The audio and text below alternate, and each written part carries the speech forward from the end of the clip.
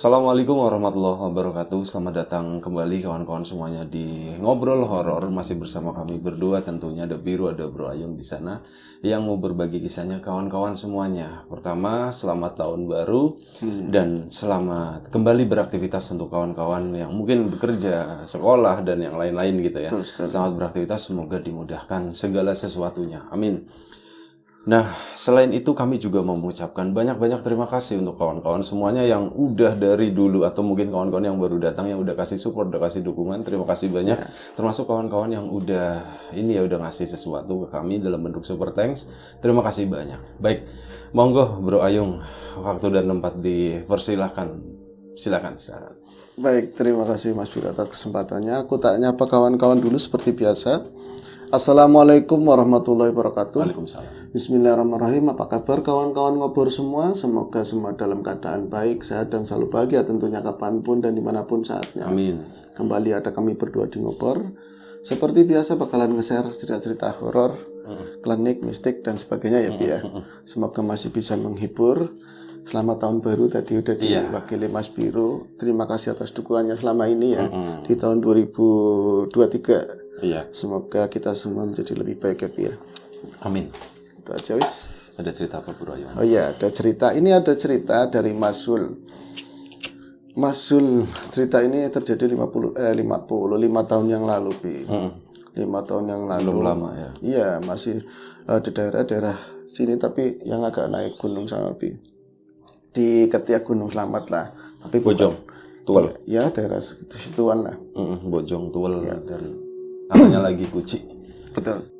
Saat itu Mas Sul kan udah punya anak, punya 2 putra, yang satu itu usia SD kelas 2, yang satu masih nenen lah. Beliau tinggal masih sama istri, sama mertua. Saat itu anak saya ponga-pongo Mas. Maksudnya gimana Mas Sul? Iya biasanya kan kalau sore itu jatahnya ngaji. Itu yang gede ya? Iya jam 5 itu jatahnya ngaji. Terus nggak ngaji, udah dapat seminggu katanya, udah dapat seminggu nggak ngaji. Lah ya kenapa? Malas apa gimana? Enggak, ada musibah sama ustadznya. Namanya Ustadz Husain, ini samarannya. Ustadz Husain itu lagi kecelakaan Mas waktu itu. Oh, kecelakaan gimana Mas? Kecelakaan beliau itu jatuh dari pohon Bi.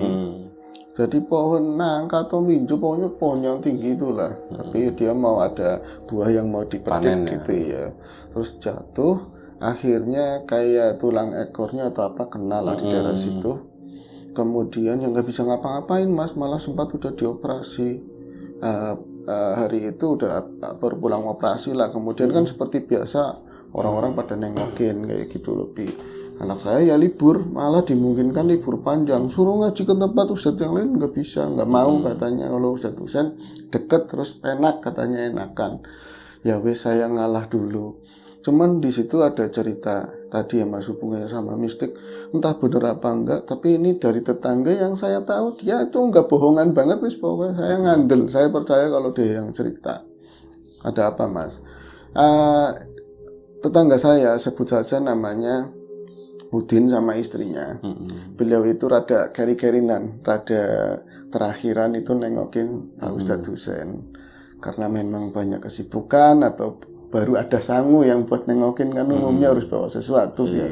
Ya itu yang lain udah reg-regan, udah duluan dari pertama mula jatuh sampai ada yang ikut ke rumah sakit. Kan rumah sakit di sini nggak bisa nanganin katanya. Wallahu alam. Terus akhirnya si Mas Udin itu sama istri baru datang nengokin di hari kelima kayak gitu. Tapi ada yang aneh begini, Mas Udin tuh nggak begitu ini ya, namanya hal-hal mistik dia nggak begitu percaya sih, tapi dia lebih ke yang logis-logis aja wis. Kalau istrinya kan konon dulu bukan orang situ, tapi mbahnya itu dulu tukang penyembuh atau apa gitu. Jadi ada ketularan titisan atau apa matanya. Dokter gitu. Dokter. Itu tukang spiritus. Dokter Jawa. Itu terjawa. Tambah Jawa ya dokternya dokter Jawa. Makanya pelangkon segala macam. Nah itu ada titisan dari mbahnya atau apa. Istrinya Mas Udin itu kadang-kadang kalau lagi dimensinya mungkin Mas lagi klik begitu itu bisa ngeliat yang kita nggak bisa ngeliat. Jadi kan bisa ngeliat, saya enggak. Makanya ceritakan, saya bilang gitu kan. Oke. Waktu itu sore mau sandakala ya, karena memang harus ada yang dibeli, anak rewel, jangan ngikut. Karena masih dipercaya kalau orang-orang lagi belahi, orang-orang lagi kena musibah, kadang-kadang ada sawannya gitu. Ada tahu bulatnya itu. Kadang-kadang ada tahu bulatnya juga di luar. Halo. Udah naik apa belum harganya 2003? Belum ya, Via? Nggak tahu ya. Nyelidik aja. Balik ke cerita, karena tahu bulat udah lewat ya. Katanya konon yang dipercaya kalau ada orang kepaten, meninggal, orang menikah, itu ada sawan. Makanya jangan diajak, soalnya anaknya ada yang masih nenen itu, jangan diajak. Dititip-titipin sama mertua nggak mau, akhirnya sama yang biasa gendong tetangga lagi. Datang ke sana saya jam 5. Selingukan, katanya yang nengokin rame, dia Ustadz mana sepi banget gitu. Rumahnya deskripsinya kayak apa mas? Ya namanya di gunung ya, rumah-rumah ya hampir mirip-mirip rumahnya, cuman kan begini-begini ya, tanahnya nggak rata konturnya mas. Pas saya ke sana, uluk salam, ya mau ke siapa ya Ustadz kan itu sama istrinya tinggal cuman berdua sama anak begitu, nanti ada di depannya pelataran yang buat ngaji. Ya pasti mungkin ada orang tuanya Ustadznya gitu, apa orang tua istri mereka itu sama-sama orang situ. Saya uluk salam agak lama, baru ada yang buka, oh jenengan Mas Udin mau ke pripun badhe niku mau nengokin Pak Ustadz, ya silakan masuk, kemarin baru pulang dari rumah sakit kayak gitu. Ya tapi tunggu sebentar ya, tak kelambini sit, mau tak pakai baju karena itu yang nyambut siapa? Sorry, istrinya. Mertua. Oh, mertuanya. Mertuanya gitu kan. Istrinya lagi di dalam, terus akhirnya dikelambini gitu kan, dipakein baju. Akhirnya mau nggak mau karena Ustadznya nggak bisa ngapa-ngapain kan di kamar. Mereka itu sana berbondong-bondong berdua itu setelah sebelumnya memberikan upeti. Akhirnya kan Raya masuk lebih terbuka lagi, mereka masuk ke kamar. Udin langsung tet pripun tet gimana tet kayak gitu sosokan kan ya. Tuh bocah ora gelem ngaji tet, kalau bukan jenengan nggak mau katanya. Saya datangin Ustadz dari Eropa juga nggak mau ya gitu kan. Ustadznya cuman kelip orang lagi kayak gini ngapain ngelawak gitu kan. Tapi istriku, bojoku ning endi Mas? Bojo lembu saya bilang gitu. Istriku nggak ngikut, tahu-tahu di pintu. Tadi kayaknya sempat udah masuk, orang saya gandengan kan, mesra-mesra begitu ceritanya di depan orang. Pencitraan ya. Pencitraan di depan Ustadz kan. Lepas, lah kayak ngepong Mas. Lah itu sangat tercabuk begini ternyata jarinya mertuanya itu, mertuanya Ustadznya. Lepas. Primen kayak gue kan, gimana gitu kan. Loh, tak kira bojoku Wak. Lagi bojone kan mundur maning, bojomu mundur lagi. Lah istriku kok mundur lagi, kenapa? Dia udah pakai baju, di dalam juga ada istrinya Ustadznya, apa salahnya gitu kan. Ternyata dulu Pak Ustadz sama istrinya Udin pernah ada masa lalu. Enggak, sebenarnya dia itu karena melihat sosok sesuatu di dalam yang membuat dia itu kaget dan takutan itu gitu. Istrinya Ustadznya gitu ya. Bukan. Oh bukan ya. Saifan. Iya, aku yang mulai ya. Akhirnya dia kan keluar lagi, ngapunten Dad sebentar ya. Itu ya dia yang gak nyaut, cuman istrinya, gimana gue Mas kayak gitu kan, keluar lagi, Bu, gimana kok kenapa gak masuk? Udah masuk Mola ke anak bojone gitu. Mana bojone gitu. Enggak. Pak, sampean ora weruh, sampean gak ngeliat itu di samping Ustadznya ada siapa? Ada istrinya. Iya, memang ada istrinya. Aku nggak suka sama istrinya. Gitu. Aku nggak suka. Kita saingan. Aku punya udah ceritanya segitu aja. Lu yang mulai soalnya. Iya. Enggak, itu di samping Ustadznya. Samping mana? Enggak ada orang. Orang istrinya kan di daerah ini kaki sebelah sana kan. Emang sengaja dia minggir. Ada bangku kosong buat duduk satu orang gitu kan. Yang mau nengokin. Adanya bangku kosong. Bukan di bangku, berdiri persis sampingnya Ustadznya. Nggak ada siapa-siapa, karena saking takut kan kadang-kadang ngomong nggak bisa dirembi keras gitu kan. Mertuanya kan mertuanya primen yuk kayak gitu. Ada apa? Siapa yang di sampingnya Ustadznya? Langsung diginiin sama saya. Wis Bu, jangan ngomong. Mas, ngomong bayi ora apa-apa Mas. Emang dari kemarin anak saya, mantu saya kayaknya sakit, tapi ya memang jatuh ya di sini ya, kena katanya itu jalurnya saraf atau apa ya. Tapi orang kayak biasa nih. Maksudnya aneh, hawa rumah gitu nggak enak, hawanya nggak enak. Lah kayak bojone takoni, istrinya tanyain sendiri, iya mas, lewer nangis kayak gitu. Gimana kalau kayak gini, ada siapa di kamar ini, ada siapa? Orang kalau bapak dulu wanti-wanti jangan ngomongin klinik, jangan suka bicara yang kayak gitu atau mengundang seorang yang bisa kayak gitu, Bi.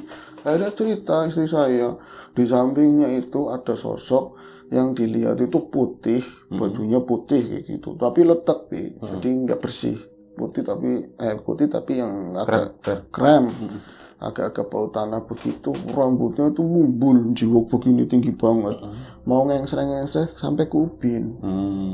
Mukanya kayak apa, Bu? Malah saya sendiri yang lupaan, saya pengen jelas banget, saya ngomong mukanya nggak kelihatan, pak rambut kabeh giwel begini tinggi begitu, kayak kuntilanak apa? Ya ambu, saya nggak tahu, tapi ada darahnya, Bi. Di sini kayak ada darahnya. Bolongan sundul, Bu. Embu, jadi rame di situ kan. Akhirnya ngapunten ya, Bu. Niki oleh-oleh sampun nggih. Tad jenengan cepat mantul, cepat sembuh biar bisa ngaji lagi. Anak saya udah kangen bocah-bocah yang lain. Ya Mbak, selonong, ces kayak gitu kan, di amplop juga kan. Padahal jangan sampai istri saya kelamaan di sini nanti istrinya ustadznya jadi takut, tetangga juga penasaran kan, rumahnya nggak terlalu jauh. Terus saya pulang sama istri, rumahnya nggak jauh mas, gandengan biasa di depan orang, gandengan nggak depan orang, mama ngarep itu kan kosong. Motornya dilengkakan seperti itu. Pas nyampe rumah saya langsung ke belakang. Kata orang tua kalau habis keluar mana-mana ke belakang dulu, cuci-cuci, bersih-bersih. Apalagi tadi saya dapat cerita dari istri, ada sosok begituan. Takut ada yang nemplok. Saya masuk ke belakang, terus sempat nengokin bocah mana yang kecil. Kalau yang gede nonton TV, enak-enakan. Yang kecil masih sama tetangga. Pas saya ke belakang, ada suara teriak-teriak di dalam. Tahu-tahu istri udah kesurupan. Istrinya udah kesurupan, naik-naik di atas meja. Kalau meja lebar mending mas, palangannya kursi yang bangku segitu, istri saya orangnya gemuk terus terang ya mas, saya cerita gede. Baru melahirkan juga. Iya belum lama, tapi memang gede Bi katanya. Jadi kalau misalnya palangan bangku segitu, yang bikin saya itu palangan sambungan bangku itu memang beli, tapi karena ini ceklek putus disambung sampai pakai bambu, nggak mungkin kuat terus nadangin istri saya. Dia bisa berdiri seimbang di palangan kayak gini yang gitu. Di sana kayak orang nari-nari begini, kayak ronggeng begitu mas, rambutnya wis ora jilbaban dibuka begini, bajunya mas saya bilang bajunya sih orang mas, tapi rambutnya udah jiwuk-jiwuk kayak gambarannya tadi dia yang cerita yang di tempat ustadznya. Saya wis curiga itu wis yang di tempatnya ustadznya. Nari-nari gitu, alah bahasa omongan yang saya nggak pernah denger lah, bukan manusia, yang jelas di dalamnya juga suaranya bukan suara istri. Kalau istri gede tapi suaranya kecil, kalau itu suaranya gede, perempuan tapi gede, kayak gitu tuh nyampe. Aja marani rahimu, aja marani kayak gitu, semua nggak boleh ada yang mendekat. Ya anak saya yang SD nonton TV ketakutan, dia nangis. Yang kecil tetangga yang ngomong itu masuk ke situ, nggak boleh masuk, nangis. Jadi yang nangis rame. Mertua saya ikut nangis, saya bingung sendiri. Bu, mudun bu, kok tiba, nanti jatuh. Emang nggak jatuh, akhirnya saya lewat pintu belakang. Saya bodoh amat di rumah itu mau terjadi apa. Saya langsung keluar nyari orang pintar lah. Di situ ustadz lagi, tapi yang biasa nanganin kayak gitu. Itu singkat cerita ya mas, nyampe rumahnya sana kayak ditungguin loh sama ustadznya. Den, wes din kayak gitu. Wes apa Den? Bojomu wes. Bojomu gimana Dad? Istrimu udah kena. Iya lah kayak gini Dad. Cepetan udah ngerti ya, nggak langsung ke sana. Akhirnya saya diboncengin sama ustadznya malah pakai sepeda jengki. Tapi kan kebenaran datarannya agak lurus Bi, nggak yang naik turun. Langsung sepeda kayak dilemparin sama ustadznya. Mudun digituin, jangan begitu. Mudun turun. Ariwani manjat, kalau berani naik. Padahal dia nggak tinggi Bi. Itu sini kalau kamu mau urusan saya nanti repot, nanti Gusti Allah marah katanya. Begitu kata Ustaz. Lagi dia bisa merembet ke tembok Bi, kan angel. Tembok memang mas, kalau temboknya jenengan rata apa ada sih mas, tapi kalau normalnya buat orang kurus bisa manjat pohon aja nggak bisa, soalnya paling ada bata beleguk satu kali, kesananya udah langsung ini belum di Ethernet Bi, cuman ada kaso-kaso itu bisa perambatan pakai cecek ke sana loh, pok pok pok. Loh, saya langsung mundur, kayak Ustaz, bukan urusan sembarangan kayak gitu. Lah Ustaz langsung Udin kayak apa ya, orang spirit, tapi menurut saya ada ketakutan kayak gitu. Terus kayak manggil siapa lah kayak gitu. Akhirnya si Casbe itu dilemparin ke atas, buk, jatuhnya bisa kayak kucing loh, jatuhnya nggak pakai gitu, enggak, kucing kan selalu kaki di bawah, jatuhnya kayak gitu. Mana istri saya ngele-ngelein istri sendiri ya Mas, gede, ireng, ya, lemu begini langsung, wah medeni banget, matanya kayak putih-putihnya doang kayak gitu Mas, bunyinya kayak gitu. Terus wis semingkir, nanti guru saya kesini, kamu nanti urusannya repot, aja ngundang kue, jangan panggil itu, urure geletak kayak gitu. Habis itu geletak, itu guling pak kayak gitu, kayak kasur Bi. Langsung saya memastikan kan, daripada ya saya lucu juga sih Mas, harusnya nggak boleh begitu, aturan kan suami langsung megang, saya ngempanin anak, tok malah anaknya ke sana duluan Bi. Oh ya aman, baru saya ke situ, itu waras. Akhirnya udah waras begitu, saya dapat cerita dari ustadznya tentang silsilahnya ustadz tadi yang jatuh. Mas, ustadz itu ini bukan ngomongin gimana ya Mas, pernah terjadi dulu, bapaknya ustadznya itu meninggal juga lantaran jatuh. Tapi jatuhnya dari genteng. Dia dandanin genteng pas hujan-hujan. Tapi waya sandakala udah diomongin tapi ngeyel karena nanti bocornya kan tambah parah.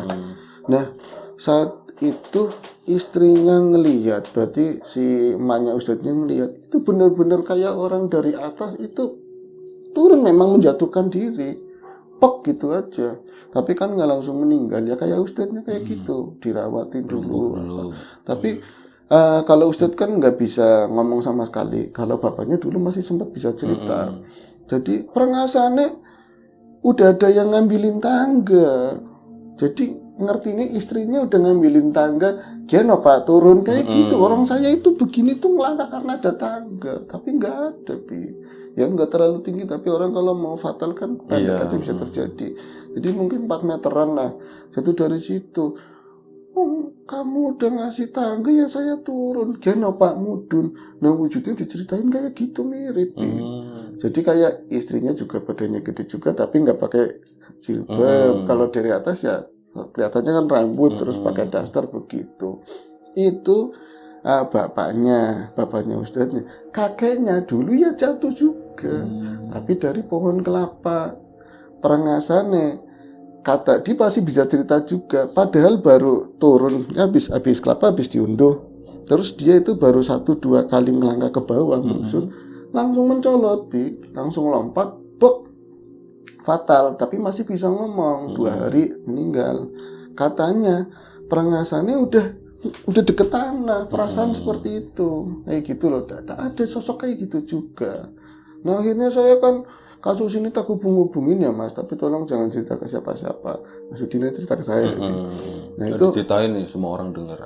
Kan namanya beda semua. Disamarkan ya. Iya. Dulu katanya kalau mbahnya ya, mbahnya yang meninggal dari kelapa itu, konon dia itu karena ada bersitegang sama ibunya sendiri. Jadi kualat lah bahasanya kayak gitu. Jadi ada omongan yang bikin nangis ibunya ngomong, kon tukang panjat kelapa, besok kamu itu matinya jatuh dari kelapa.